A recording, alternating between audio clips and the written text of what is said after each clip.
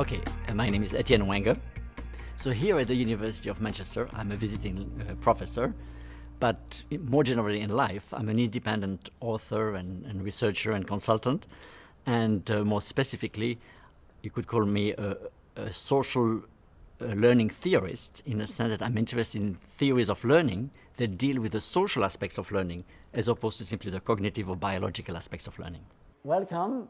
It's my pleasure to be here and to be talking to you. The title of this lecture is Learning for a Small Planet, Perspective from Social Learning Theory. And the idea of this title is to ask the teacher to think about the students they're going to engage with in their life as citizens of this planet, and ask them to reflect on what does it mean to educate world citizens who become learning citizens in the world.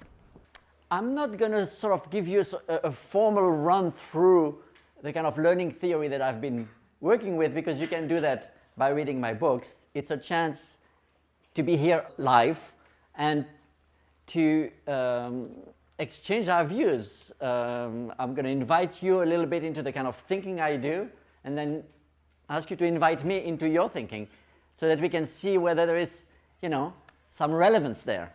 So I'm going to start very autobiographically, describing why I came to be interested in this topic. I have found that it is a good way for people to understand what it is. Then I'm going to give them a sense of what the theory is about. What are the main concepts and the main perspective of the theory? And then engage them in reflecting on themselves to think about what that might mean for the way that they would act as teachers. So I'm going to tell them how I started myself as a teacher, and then became interested in research, and started my life as a cognitive science researcher, focusing more on computer models of learning, and then slowly became more interested in social perspective on learning that have to do with how learning is a way of becoming someone in the world, and not simply acquiring information or skills. I was a teacher of French as a second language, and both in Hong Kong and in a school in Denver, and felt that really for those kids in Denver, learning French was kind of like not obviously useful for their life. So I went back to university and started to study computer science, because I thought there would be something relevant to young kids. Soon, I became interested in not just computer science as a topic to teach, but computers as a tool for teaching. So I became interested in what at the time was called computer-based training, went to a university in Southern California to do a PhD on that, and became interested in applications of artificial intelligence and tutoring systems. At the time, the idea was that, hey, we have these computers, the brain is obviously a computer too, why don't we use the computers to create models of the students? And perhaps the teaching programs that we design could follow a model of the students' learning and then correct mistakes. Okay, so you could follow a student doing a little piece of programming, and if the student made a mistake, you're trying to say, why did student make a mistake? What kind of wrong algorithm does the student have in his or her head, and can we correct that? Those were the kind of ambitions we had at the time. I think the field has changed a lot. I think we almost abandoned that ambition of simulating a teacher. But at the time, I was always a little bit disturbed by the fact that in these models we were building of the student, we always had to push out the question of what does this mean? What does this learning mean? So we were dealing with construction of algorithm, constructions of information structures, if you will. But the question of meaning was always relegated to, okay, what is math? Why would you want to learn math? Or why would you want to learn programming? What does it mean to you in your life? All these questions, which to me kind of were essential to learning, we had to push them out of the model, hope that somewhere else. A little bit like if you're if a computer sends you a paycheck or something like this. You see what I mean? For you, it has a lot of meaning. This is the work I've done, this is the money I've received. But for the computer that does the printing, it's kind of like, even if it does it right to the cent, a meaningless task. After I wrote my first book, I was invited to join an institute in California. The idea of this institute was the schools of education are going to study classroom learning and do all sorts of experiments on new ways to do classroom learning. Some people ought to ask the question of what is learning? What assumptions are we making about learning? And basically, our task as a research institute was to rethink learning. They had brought together people from different disciplines to do that. So I was coming from computer science, but there were people coming from linguistics, there were people coming from anthropology, from psychology, from education. And it was very interesting to see that the question of how to rethink learning among those disciplines very quickly came to a question of what assumptions are you making about what a learner is? And of course, from computer science, the assumption was a learner is an information processor. Obviously, the brain is an information processing machine. So a learning is an information processor. You give that learner the right data, and that learner will construct the knowledge that you wanted. And the anthropologist was like, this is absurd. This is totally uninteresting to me. Because for me, a learner is a person who is becoming a member of a society, and they are trying to understand what the society is about, what the rituals of that society is about. I mean, you can imagine the anthropologist kind of looking at learning on an island or something like this. And so very quickly, the question of what is learning and how to have an account of learning came down to what assumptions are you making about the nature of the learner. And it was interesting for me, I was a graduate student at the time, to see how the debate became intense. How these professors who had joined this institute to do that research felt threatened by someone who was questioning their assumptions about the world and the value of the research and so on and so forth. At the time, to me, it was a kind of a lesson in seeing how, even for these professors, their identity was really involved in their own work, and just simply questioning the assumption of like, well, maybe this is good programming, what you're doing, but it's not relevant to me. Or, well, but your description of your tribe and is nice literature, but it's not science because you cannot reproduce the behavior, you know? How these questions were perceived as really threatening by these, well-established professors. For me, as a graduate student, it was a really interesting experience, and in some sense was a foreshadowing the kind of theory that was to come out of that process. So the next section will cover the theory itself. So I'm going to try to explain to them what is a social perspective on learning. They may not be very familiar with that because mostly learning theories are focused on the cognitive aspects of learning as opposed to the social aspects. So I'm going to, in a second section, give them a sense of how concepts like social practice, social communities, where those practices belong, a notion of identity as a relationship between the person and social communities, how these concepts actually form a perspective on learning that may be relevant to their work. I started to work with an anthropologist. She had done a lot of work in apprenticeship in Africa among tailors. And so we started to look at apprenticeship as a form of learning. And one of the reasons we started to focus on apprenticeship as a mode of learning was because we wanted to separate learning from teaching.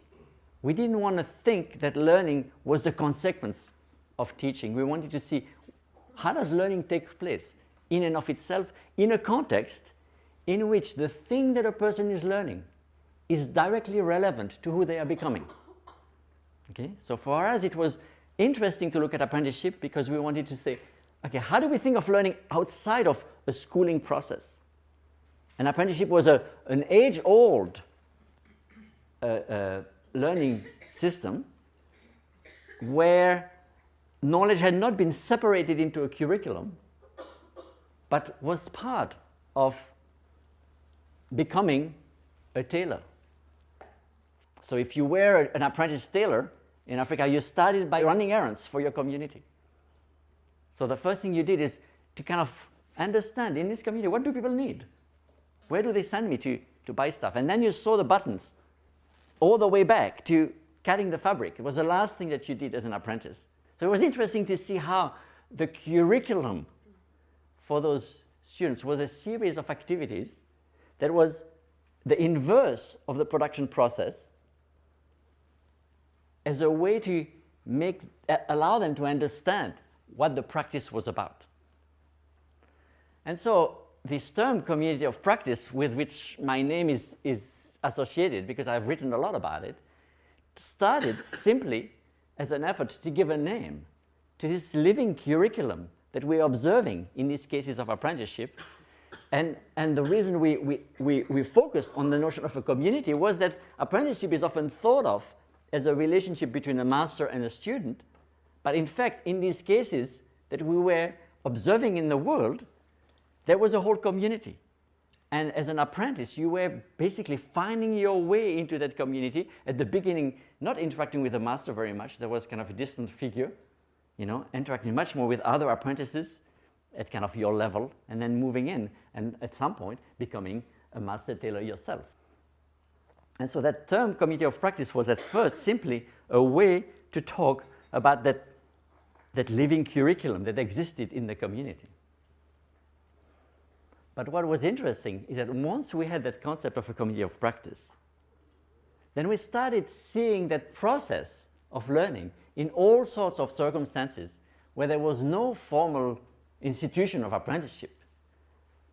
We started seeing it even in schools with kids on the playground, learning different ways of being a kid, being a person, being a student in an institution, depending on which friendship group you belong to. You would learn very, very different things about the institution, about your relationship with the institution, experience of marginality, experiences of playing the game of the institution, and so on and so forth. She was even observing that you were learning different things about who you are as a person. So she would ask some girls in one group, do you share your clothes with your friends? And they would say, yes, of course. That's what friendship is for. And in another group, for the same question, she would get an answer like, of course not. Everybody would notice. And to me, what's really beautiful about this kind of ethnographic research is how learning and belonging to a community really yielded different ways of being in the world, different sense of what it means to be yourself in relationship to others. In the same way that for the tailors, learning how to sew a suit was part of becoming a certain person. At that time, something happened to me that I want to share with you because I think it's a good example of what we were trying to capture. I was invited to a friend's house for dinner, and that friend served me a glass of wine. And he asked me, so what do you think? So I tried the wine, and I don't know much about wine. So I said, it's pretty good. And it turns out that he is a wine taster. And so he started to tell me what that glass of wine was to him. And you know these kind of carvings of the 16th century where you kind of open the sky and you see another universe? I had an experience like this because all of a sudden, that glass of wine, which for me was kind of okay, was this symphony of different tastes and chocolate and strawberry, and it was like this amazing description of something that for me just didn't exist. You know what I mean? And then he goes into this kind of trance state on this glass of wine, and he says, and this one has a really good purple in the nose. English is not my mother tongue, but I thought I understood nose, and I thought I understood purple, and yet what he was saying didn't make sense to me at all. Because apparently, for those of you who are not wine taster, let me tell you that the nose he was talking about was not the nose of the person drinking the wine, because my first thought was, yeah, that's true, people who drink a lot of wine tend to have a purple nose. But that was obviously, I knew that's not the nose he was talking about, but apparently it's the wine that has a nose. There I was, we had the same glass of wine sitting across the same table, and so I think that the main difference between his experience of the glass of wine and mine was that his experience represented the practice of a community and mine didn't, because I don't belong to that community. And to me, I was like, wow, yeah, this is very much the understanding of learning, the understanding of knowledge that we are trying to capture with this notion of a community of practice, with this notion of knowledge being part of human practice, is that we create a system of meaning in our communities. And as a learner, it is not enough to know the language. You have to really kind of enter the experience, the meaning through the experience of belonging to that community. There was a part of me that said, yeah, I'd like to learn how to do that. That would be fun. But then I also had to sort of think, well, I don't have time for that. I'm just going to stick with beer and move on. Appreciate that little window into this extraordinary world I've seen and move on with my life.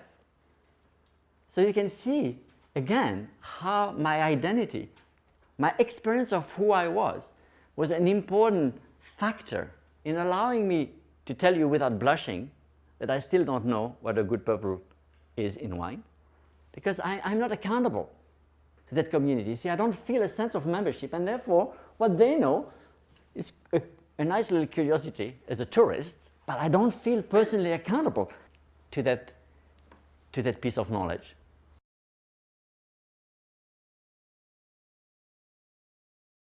So the third section then will be engaging them in thinking, how does this perspective apply to schooling? Now, one thing that is interesting about that is that perspective has often been used to critique schools as an institution and to say there is a real problem with the view of knowledge that a school represents, which is a view of knowledge as something you can package in a curriculum and serve to students in a very sterile environment of a classroom. And so I'm going to ask them to reflect with me, if you are to be in a school, then how would you adopt a perspective like this as a way to engage the student in having a meaningful experience of learning, as opposed to simply learning for the test? And so when you are with your students in the classroom, and you are given a curriculum to impart to them, I would like to invite you to think about this sense of knowing as being a person in the world who is accountable or not accountable to certain locations, if you will, who has to manage an identity, who has to manage the becoming of who they are, and decide, is this for me? And why should it be for me? The reason I'm trying to convey that to you as future teachers is that my experience of how teachers are trained is very much in terms of imparting a curriculum. But this learning theory would suggest that imparting a curriculum is only a small part of what teaching is about. That the invitation of a person into who they are is actually another very, very important part of what it means to allow a person to see a new trajectory, to see a new way of being.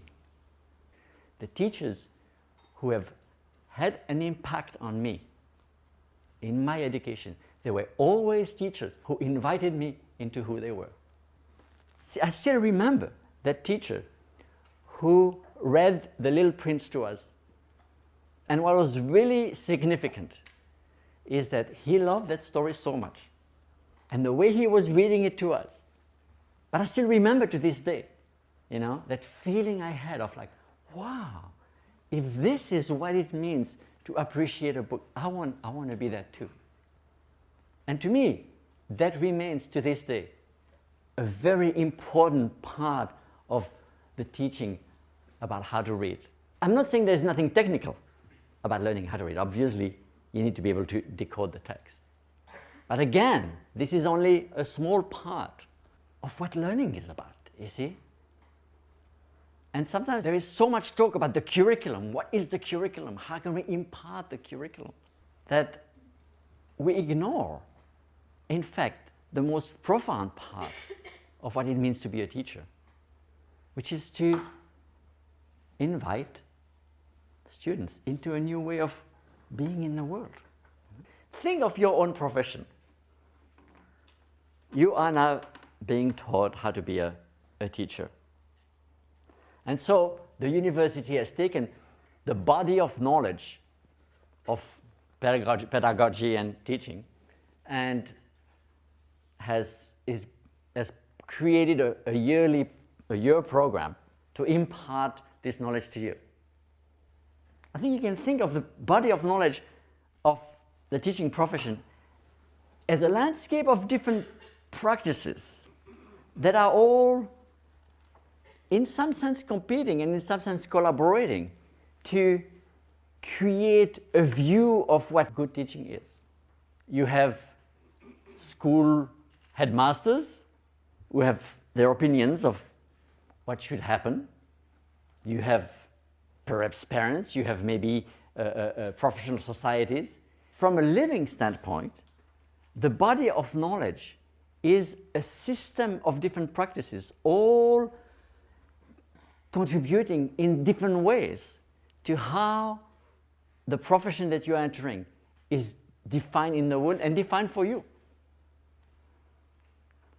And for you, as teacher, you have to see, how am I accountable to this? You could, from this theoretical perspective, describe the notion of a professional as someone who is representing a landscape of practices, the person who has to resolve these different places into a moment of like, what do I do with this student? Am I accountable to this piece of research? Am I accountable to this directive of my headmasters? Am I accountable to my own experience? It is true for your students also. They are also entering a landscape of different practices, but the landscape is actually complexifying. Do I follow this Twitter feed? Do I read this book? Do I read this research paper? As we move into a very information-rich society, the question of knowing and the question of learning is very much, where am I going to place my accountability? Well, the final section, I'm going to ask them to see themselves as learning citizens and to reflect on how they themselves act as learning citizens in the world today. And so I'm going to conclude this, invite you into thinking that in fact, the creation of an identity with respect to all these different practices, some of where you are a member, some where you are just a peripheral participant, discovering who you are in that landscape is actually at the very core, at the very center of what learning is about. So access to information is not your prerogative. You probably don't do this as well as Google. So don't think that access to information is the big deal about your being a teacher. You know? Do we know what to teach our kids so that they are ready for life? Can we claim to know that? I'm not even sure. It's a very good idea to think we're going to prepare those kids for life and we're going to give them the curriculum that they need. And how do you then, as learning citizens yourself in this world, become a guide, become an invitation to others to to also learn how to manage who they are as a learner. Yes. I'd like to thank you very much, Professor Wenger. I believe that the history of education in this country has been to provide a useful working force. And of course, that doesn't go very well with this idea of inspiration, although what you've said has been my own experience personally of life. That's the question. It's not a speech. Yeah. No, I'm not going to enter the political conversation about whether schools should prepare people for work life or not. Because I think there's a whole conversation there about the role of schooling in a civic society and in an economy. What I have found is that today, even from an economic standpoint, the people who are high contributors in our society are people who are engaged, who engage their identity with something. And then they use that as a way to solve a problem, as a way to have a new idea. Those are the high contributors. So I think that whatever we think about the political role of schools, I think that we have to move from this industrial model of filling heads with curriculum to a very, very different model of how do we, because my son, he told me the problem about this high school is that you can't be interested in anything. Basically what he was telling me is that if you want to have reasonable grades, you have to run from one class to the other, do what the teacher says, and you are not allowed to be interested. I was thinking, my goodness, what have we done? My experience of the high contributors are not people who run from class to class. My experience of the high contributors are people who are really interested in something. You know? So, have we created an institution that at the most formative years of a person prevent someone from having that experience? I think we need to really question, what does it mean to educate learning citizens that are going to be contributors? And so I would say, you as teachers have the responsibility of understanding what this means practically.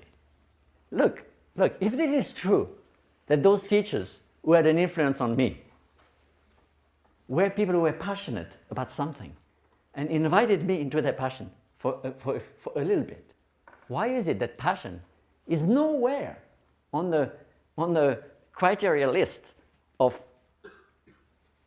qualifying for being a teacher? It's not even talked about. We have gone so far into a view of knowledge as this kind of dead thing that can be put in a curriculum and imparted into heads and then good tests to see, yes, it has made it into that head. See what I mean?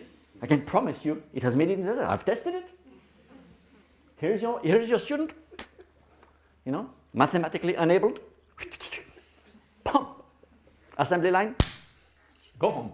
It's almost like we have forgotten that this is not all that knowing is about. Not to say that there should not be a curriculum. I'm not saying that there should not be some discussions about what do we teach and what not.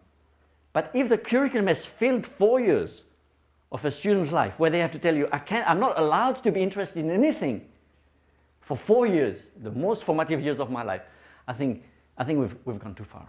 I think we've gone too far with this business of curriculum. So.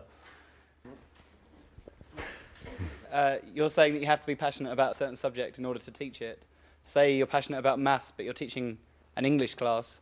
Can you still be a good teacher? I would think twice, if I was a headmaster, about putting someone to teach something that they don't care about.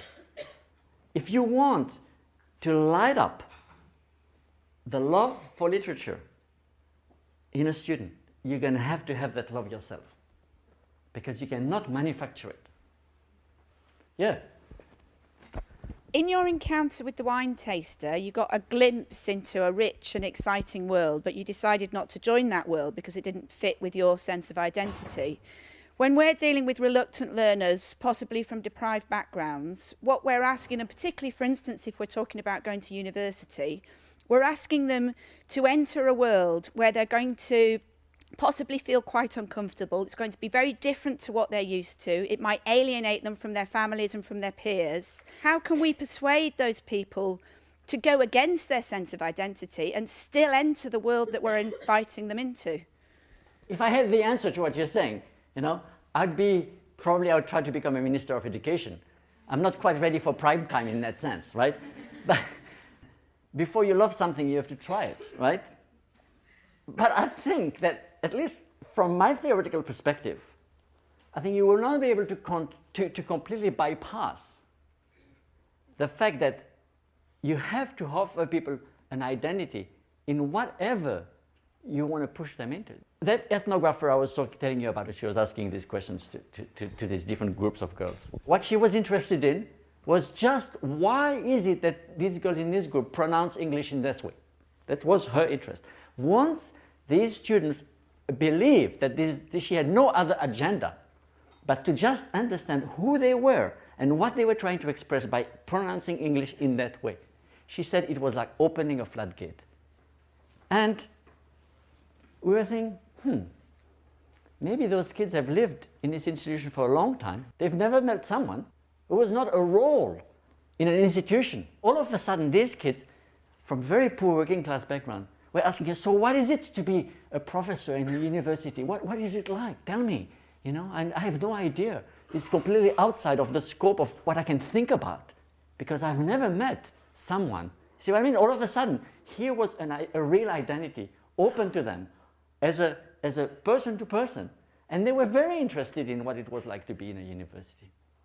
But they didn't trust the school to tell them the real story. Yeah. Have you seen any examples, apart from your own experiences at school, of where communities in practice have been working well? Yeah, but the places where I've seen work well is more in workplace context, where people have a passion together. So people who are passionate about rural water supplies at the World Bank have formed a little community. And from different countries, they help each other develop a practice of doing that well. For them, their belonging to that community is an essential part of how they view themselves as able to do the job that they do.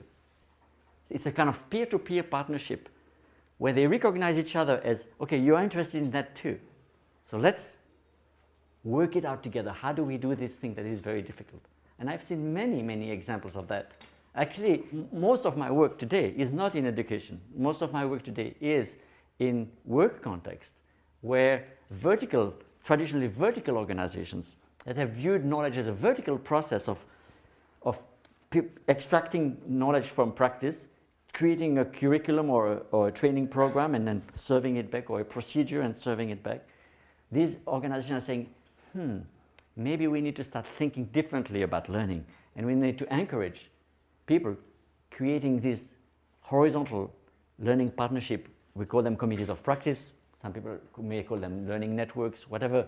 I have seen that work also in some educational context, where some teachers have actually agreed to break the walls of their classroom and the solitude of the traditional teaching experience, and to actually form communities among themselves to help each other experience what it is to be a teacher. So instead of just having this vertical view of a source of knowledge that pours down knowledge into a recipient of knowledge, to say, okay, now it's a mutual negotiation of like, what do you know, what do I know? And how do these two forms of knowledge meet each other in a way that's meaningful and productive? It's a very different approach. Yes? Yeah, I just wanted to challenge something you said, that's all. Yeah. When you said that teacher trainers are trying to get trainees to impart a curriculum, I just want to challenge that as a man of straw and perhaps ask you to justify the statement. I'm certainly not putting teacher trainers or future teachers down or anything, you know. I'm just trying to sort of open a window to say, okay, we have focused a lot here. Is there also something else we should learn to focus on? And you see, the reason why I'm not trying to become the Minister of Education, because I remember actually I was talking about this idea in Canada, and the Minister of Education was there in the province of Alberta, and he asked me, so what should I do? And I had to admit that I was happy I was not the Minister of Education of the province of Alberta, because I'm not exactly sure myself how to take that into an institutional setting and how to institutionalize that, right? Because if it is true that identity and the transformation of identity is at the core of the educational enterprise, then how do we institutionalize that? I think the theory would show some kind of directions to move towards, like having traversed a boundary of practice that really kind of shakes your identity. Could that become part of how we think about the curriculum? You know what I mean? We think so much about the curriculum in terms of information, but could we think about every student must, at least one in their life, have experienced the crossing of a boundary where on the other side of that boundary the identity doesn't function? I don't know if that makes sense, but it's like for me, moving from Switzerland to the US when I was 20-something.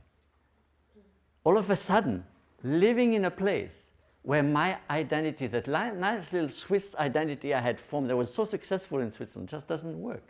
You see, there is a discipline of identity.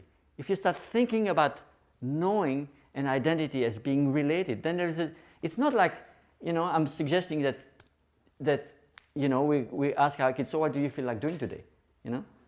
But if there is one thing you're interested in, and I don't care if it is playing the guitar or if it is swimming the breaststroke, but for that thing you're interested in, we're going to ask you to reach the level where you can interact with the masters of that practice. But my son was not given that experience by his school. He had to do this outside of school, So maybe we think, okay, this is not the role of schools, to give that transformative experience of pushing all the way into a practice and reaching mastery, What does that do to you? What kind of discipline of the being does it take, to do that? It's almost more important than what domain you do it in, because that experience of knowing what it takes to become really, really good at something, to become really interested, to become really passionate, is something that is probably transferable as your interests change in life. But if you've never had that through 12 years of schooling, are you ready? Are you ready for life? I don't know. I think that I need to do my own time management because we were supposed to be done a while back, and I'm terrible. Even though I was born in Switzerland, I'm terrible at time management.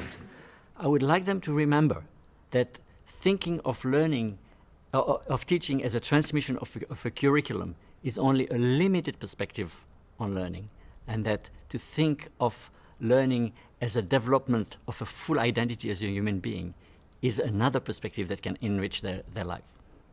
And so really, I wish you well in your ambition to become a teacher. I think that this is one of the great vocations that there can be. But I think it is also true that you are going to enter institutions that often doesn't recognize the very essence of that vocation. And so I think it's going to take some discipline for you to keep that flame alive wherever it is that you are that you're going to practice your craft. So really, all the best to you. Thank you.